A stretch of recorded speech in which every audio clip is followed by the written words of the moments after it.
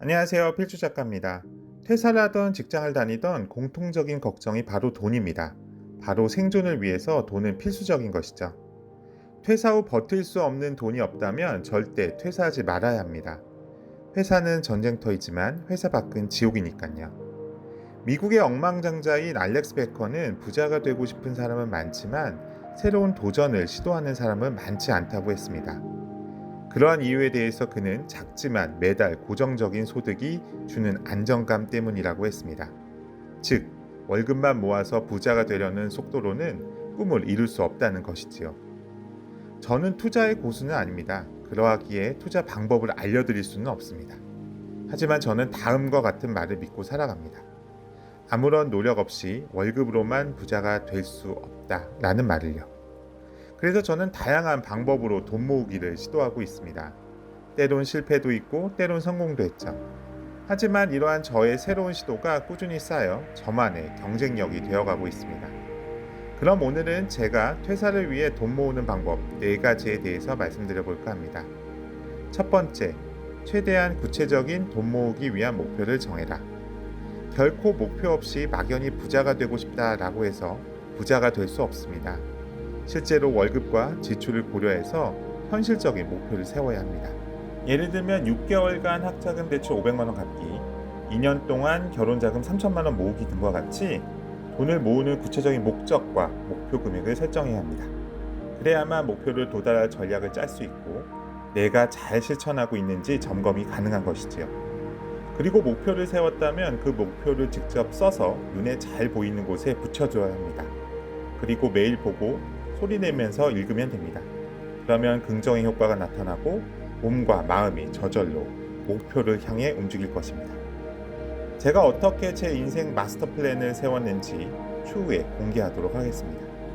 두 번째, 월급 외에 돈 버는 것에 관심을 가져라입니다. 직장인 대부분은 부자가 되고 싶다고 말만 합니다. 하지만 실제 실천하는 사람은 많지 않죠. 대부분 회사에서 오늘 하루도 열심히 살았군 하고 자기 위안을 하고 퇴근을 하죠. 그리고 퇴근 후 집에서 TV를 틀거나 스마트폰을 만지작거리며 연애, 스포츠 등 기사를 보느라 대부분의 시간을 허비합니다. 이게 잘못되었다고 말씀드리는 것은 아닙니다. 저도 사람이기에 가끔 그렇게 하죠.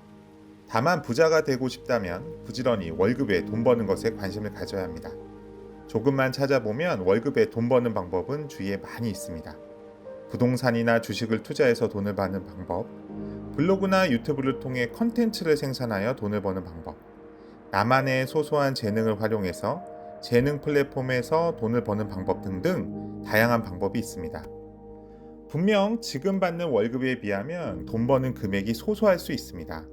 하지만 이러한 돈 버는 방법들이 쌓이고 쌓여 나만의 경쟁력이 된다면 은퇴 후 큰 힘이 될 것입니다.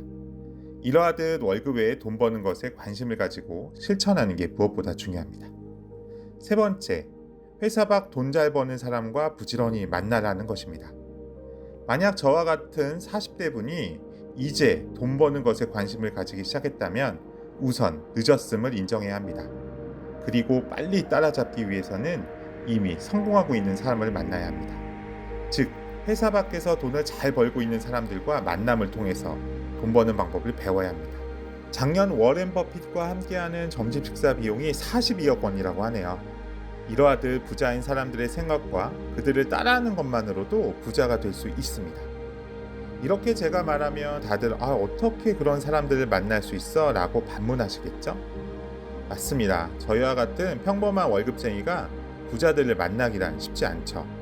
주위에 그런 부자가 있을 가능성도 낮고요. 이럴 때 제가 추천드리는 첫 번째 방법은 책을 읽으라는 것입니다. 책을 읽어보는 것만으로도 그들이 어떻게 돈을 벌고 있는지 그들의 삶을 엿볼 수 있다는 것이죠. 그리고 두 번째 방법은 자기가 회사 밖 돈 벌기에 관심 있는 분야의 소소한 모임이나 온라인 커뮤니티에 직접 참여해 보라는 것입니다. 하지만 대부분의 직장인들은 퇴근 후 늘 익숙했던 친한 친구나 직장 동료들과 한잔을 하며 그저 회사 동료 뒷담화나 선후배, 가십을 이야기하고 하루를 마감하죠. 이러한 것도 분명 정신적 스트레스 해소법 중 중요한 요소입니다.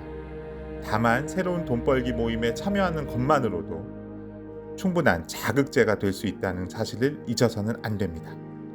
참여하는 것 자체가 어찌 보면 불편하기에 쉽지 않을 수 있습니다. 하지만 이러한 불편함도 쌓이고 쌓이다 보면 나만의 경쟁력이 될 수 있다는 사실을 잊어서는 안 됩니다. 그리고 마지막 네 번째, 회사에서 돈 받은 만큼만 일해라입니다. 결코 회사를 대충 다니란 말은 아닙니다. 회사에서도 회사 업무, 처세술, 인간관계 등등 분명 배우는 것은 많습니다. 다만 제가 드리고 싶은 말씀은 회사에 목숨 걸지 말라는 것입니다. 회사를 다니다 보면 소위 회사에 목숨 건 사람들을 많이 봅니다. 그들은 하루 종일, 아니 퇴근 후 집에 돌아와도 회사 생각뿐이죠. 때론 상사 눈치를 보기에 야근을 하거나 상사에게 잘 보이기 위해서 회식을 따라가기도 하고요. 딱 회사에서 돈 받은 만큼만 일해야 합니다. 퇴근하면 최대한 회사 일을 가지고 오면 안 됩니다. 회사 일을 잊어야 합니다. 그리고 회사 밖에서 다른 일을 찾아야 합니다. 처음부터 저도 쉽지는 않았습니다. 하지만 이러한 회사의 삶과 나의 삶을 동일시해버리는 순간 온전히 나를 위한 삶을 살 수가 없습니다. 어떠셨나요? 그리 대단한 방법은 아니라 실망하셨다고요? 우리는 퇴사라는 단어를 앞에 두고 냉정하게 자신을 바라봐야 합니다. 퇴사 후 한 달에 얼마를 벌 수 있는가에 대해 솔직하고 진지한 고민과 계산을 두드려 봐야 합니다. 이건 친한 친구나 동료도 대신 고민해 줄 수 있는 문제가 아니죠. 우리 사회에서는 아직도 돈과 숫자를 언급하는 것을 금기하는 경향이 있습니다. 그건 스스로에게도 마찬가지겠죠. 하지만 자신을 과대평가하지도 과소평가하지도 말고 아주 객관적인 시각으로 나만의 능력을 계산해 봐야 합니다. 당장 세상에 홀로 덩그러니 남겨져 있을 때 나는 한 달에 200만 원을 벌 수 있을 것 같다가 아니라 이러이러한 경로를 통해 200만 원을 벌 수 있다가 되어야 합니다. 회사를 꼬박꼬박 출근하는 것이 나의 미래를 위한 준비라고 생각하지 마세요. 그건 수백만 직장인 모두가 매일 치르는 전쟁에 불과합니다. 우리 자신은 회사가 기대하는 삶이 아니라 우리 자신이 기대하는 삶을 위한 준비가 필요한 것이죠. 긴 영상 봐주셔서 감사드리고요. 제 영상이 좋았다면 구독과 좋아요 부탁드립니다. 감사합니다.